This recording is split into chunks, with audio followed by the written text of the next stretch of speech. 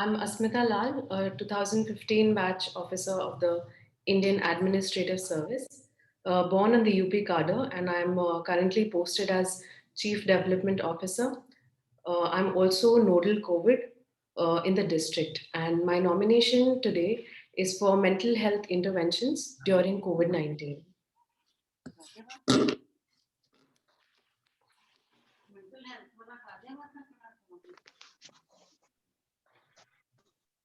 Because we know that the WHO declared the COVID 19 as a public health emergency, and the first case in the state of UP was in Ghaziabad district. And as nodal COVID, I was entrusted with the task of planning and managing the physical infrastructure, ranging from quarantine facilities, isolation, ICU beds, ventilators, oxygen support, to COVID death management, as well as human resource management and its mobilization. And amid all of that, apart from the physical healthcare that the administration was actively focusing on, a parallel and equally important mental health care need arose, as COVID 19 posed a major challenge to the psychological state of the people. As a student of psychology, it became imperative for me to respond to the overwhelming evidence about the mental state of the people of Ghaziabad. So, the Indian Psychiatry Society revealed that there was a steep rise, almost a 20% in mental health issues. So, roughly 1 in 5 persons. The National Commission of Women also reported a surge in the cases of domestic violence, almost a double that was reported earlier. And it could be attributed to various reasons, like anxiety about the novel coronavirus, uncertainty about the lockdown, fear of infection, fear of social stigma, loss of social contact, loss of job, and various other stressors. So it was observed that there were increasing incidents of misbehavior with healthcare workers and frontline workers. There was vandalism at quarantine centers. There was anxiety amongst healthcare workers and their families. Depression was common amongst the patients, their families, and the vulnerable population per se. And there were also incidents of suicide and its attempt.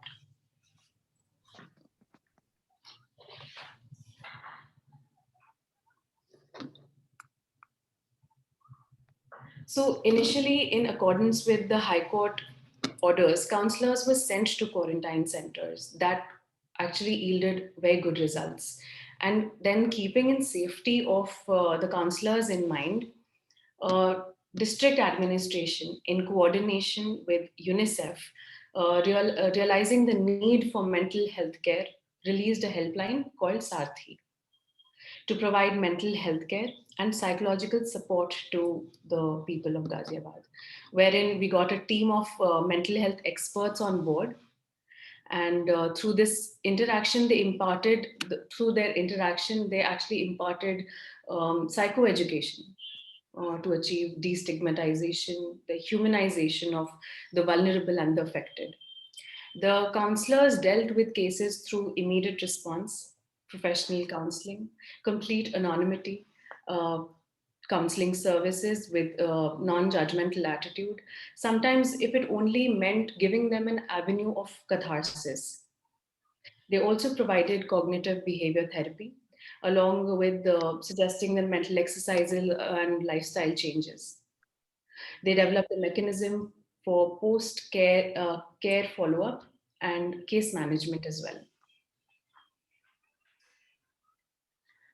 There were widespread IEC activities done on all local and print media, on all social media platforms.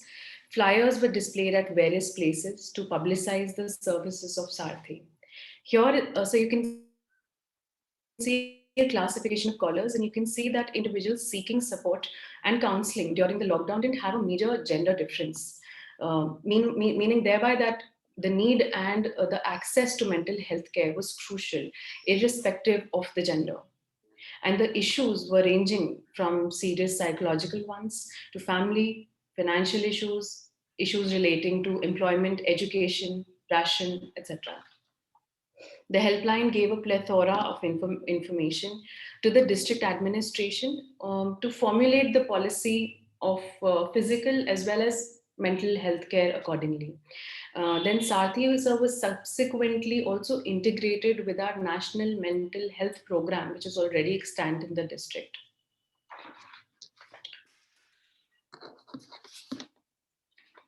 So, and it was during the implementation of Sarthi that we assessed the need for a separate dedicated helpline for increasing the domestic violence cases in the district, which is also termed as a shadow pandemic by the UN Women. It was estimated that 1 in 4 women and 1 in 10 men, they suffered from domestic violence during the COVID lockdown. And the key factors for the same are isolation, economic anxiety, stress, lack of resources, etc. Therefore, district administration, in response to the rising cases of domestic violence, initiated this helpline called Sakhi that provided telephonic counseling, medical help, police facilitation, legal help. A strong mechanism for post-care follow-up was also put in place. The Sakhi helpline was then subsequently integrated with our very successful one-stop center, which is a part of the probation department in the district.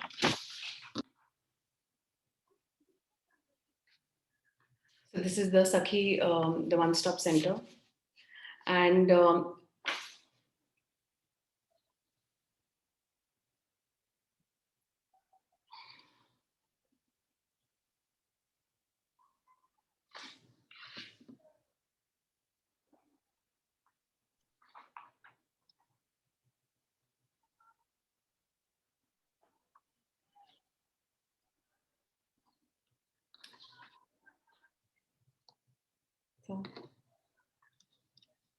so I'd like to talk about the uniqueness of the project.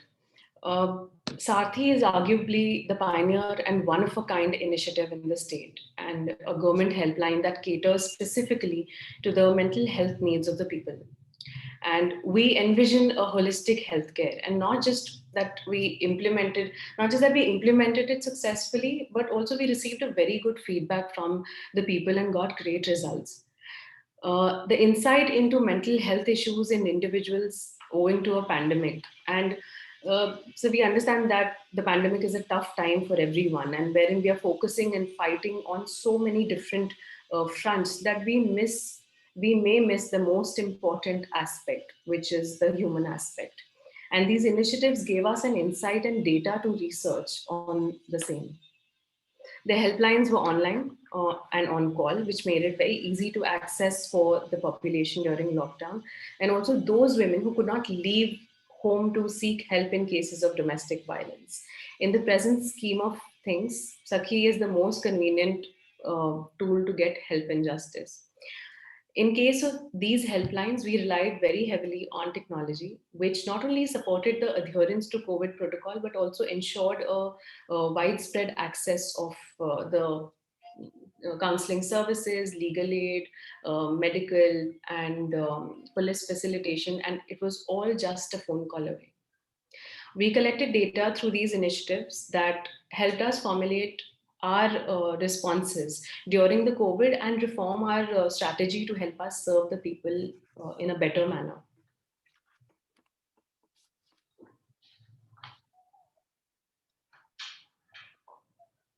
So, moving forward, we had a lot of challenges that we had to face. The primary one and the most crucial one was actually facing the mindset regarding mental health care.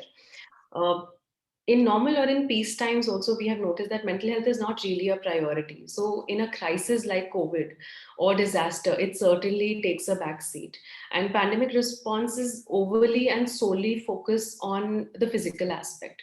Mental health may seem like a drain on time and resources, and one may wonder the output.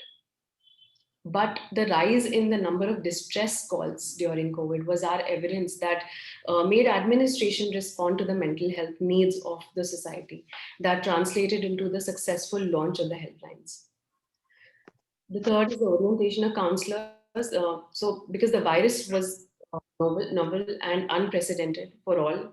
The issues resulting from it were commensurately multiple and also very diverse. Therefore, the experts needed relevant information to equip themselves in order to deal accordingly. For this, administration and health machinery, they briefed them about what to expect and provided knowledge that would help them hold meaningful psychoeducation counseling. UP has 77% of its population as rural. And therefore, it was a challenge to have people believe that their fear and their anxiety was valid and expected during this pandemic. People were seen struggling to consider their own construct of mental suffering, as the concept of psychology is nascent, rather negligent in rural India. These helplines make access pervasive. The last point here is a back-end management to resolve issues during COVID. So to resolve issues that came during counseling process, we needed more than our mental health experts. Therefore, we had a back-end team, which was an administrative machinery on standby that would answer or resolve their queries. Please conclude now. Yes, ma'am. So the excellence, just a few points by excellence. The why is it deemed successful? It was the first such initiative in the state, and we built it from scratch after assessing the ground realities and field experiences, and it was tailor made. Second is that the success of Helpline can also be measured as Sakhi recorded the highest number of cases in comparison to all one stop centers in the state. Third, sir, it was during the implementation of this project that mental health, the discussions around mental health, and because of meticulous planning and detailing that went into it. The society spoke about it, and I guess we tried to remove some kind of judgment and stigma which is around it. The next point is there's our real force, which is our team actually of counselors at Sarthi and our one-stop center. They were proactive, motivated, and the pandemic to serve the people. They scaffolded the entire project with immense dedication and throughout. And so as far as scalability is concerned, just we also I also have to mention this that this particular project was deemed to be a best practice during COVID by the UPIS Association. And so scalability, we surmise that mental health care needs will only increase with time. And now that it has taken roots in our district, it should be a conspicuous and a constant service for the people. And I can't emphasize more the role of mental health care in a country with our ranking in the gross happiness index and the rate of depression and suicide prevailing. We integrated it with the National Mental Health Care, National Mental Health Program of a district and a one-stop center, which is already extant. So it only needs capacity building and refinement and expertise. The basic infrastructure already exists in most districts. So the technology, it makes the initiative reach people in all corners to be pervasive, and it invariably makes it time, cost, and labor effective. And this project may be deemed as successfully implemented in our district, and it was reliable, and the results have been reliable and valid. So, as far as future roadmap is concerned, in the healthcare system that exists today, with 20% of population dealing with mental illness and only 12% seeking help, we want to mainstream it and we want to amplify it to destigmatize and mainstream it. So that it can be augmented as an essential healthcare service in the country. And we can cater to the next generation, where we intend to put such systems in place wherein we identify and cater to them specifically as the next generation is more vulnerable. And they are also most likely to benefit from it because they're so much more comfortable with the medium, but also because the demand of this generation is also very high. So rural India challenges are significantly different in rural India, and the project can help raise awareness regarding mental health and resolve and treat it in time without the discrimination of location. And what we aim at is a healthy human resource, and a project seeks to ensure that psychological issues are not exacerbated and are dealt with in its initial stages. It's more and more apparent for the country that a focus on mental well being and happiness is an important key to turning around the declining productivity and rising social instability. And the COVID-19 pandemic is changing the face of mental health permanently. The upcoming challenges will be significant, and virtual mental health care most certainly should not go away with when the pandemic does. An evolving trend over the past year will hopefully be a vital component in creating greater access to treatment, which is a significant concern. And in order to serve the needs of our patients, of society, and administration, we will need to remain nimble, forward thinking, and ready to adapt to new situations. So that's it. Thank you.